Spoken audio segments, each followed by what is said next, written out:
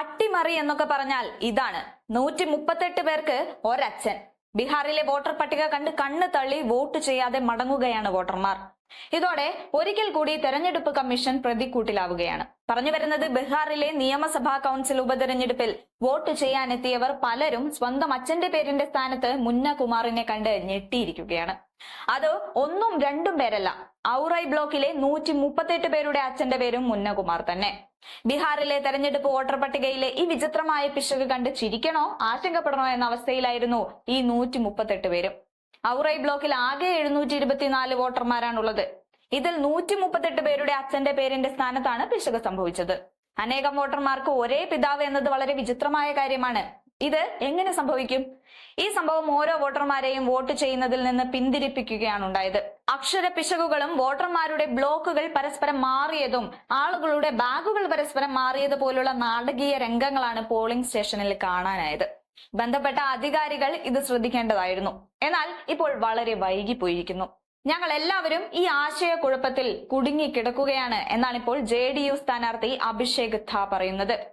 അതേസമയം സ്വതന്ത്ര സ്ഥാനാർത്ഥിയായ വംശിധർ ഈ വിഷയത്തിൽ ഡിവിഷണൽ കമ്മീഷണറെ സമീപിച്ചെങ്കിലും ഫലമൊന്നും ഉണ്ടായില്ലെന്നാണ് അറിയാൻ കഴിഞ്ഞത്. എന്നാൽ പട്ടിക യഥാസമയം അപ്ഡേറ്റ് ചെയ്യാൻ കഴിയുന്നില്ലെങ്കിലും കൃത്യമായ തിരിച്ചറിയൽ രേഖകളുള്ളവരെ വോട്ട് ചെയ്യുന്നതിൽ നിന്ന് പിന്തിരിപ്പിക്കില്ലെന്നാണ് തിറുഹൂട്ട് ഡിവിഷണൽ കമ്മീഷണർ ശരവണൻ അറിയിച്ചത്. ഇനി കൃത്രിമമായ രേഖകളുമായി ആരെങ്കിലും വന്നത് വോട്ടർ പട്ടിക നോക്കി കണ്ടുപിടിക്കാമെന്ന് വെച്ചാൽ അത് നടക്കില്ല. കാരണം വോട്ടർ പട്ടികയിൽ ഒന്നിനും ഒരു ആധികാരികതയും ഇല്ലല്ലോ.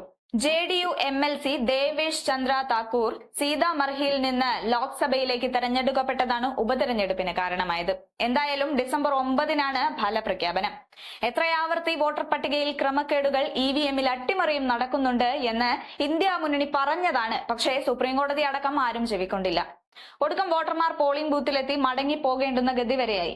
ഇവിടെ എന്തിന്റെ അടിസ്ഥാനത്തിലാണ് EVM-നെയും തെരഞ്ഞെടുപ്പ് കമ്മീഷനെയും പഴി പറയുന്നത് എന്ന കോടതിയുടെ ചോദ്യത്തിനെല്ലാം ഉത്തരമായി എന്ന് തന്നെ പറയാം.